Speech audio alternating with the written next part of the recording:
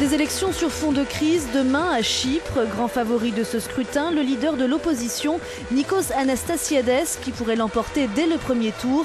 Le chef de file de la droite veut défendre un plan de sauvetage international, quitte à payer le prix de l'austérité.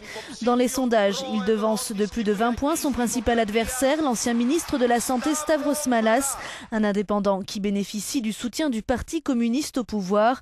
Pour la première fois, l'enjeu prioritaire pour les Chypriotes n'est plus la réunification de l'île, mais bien la dette.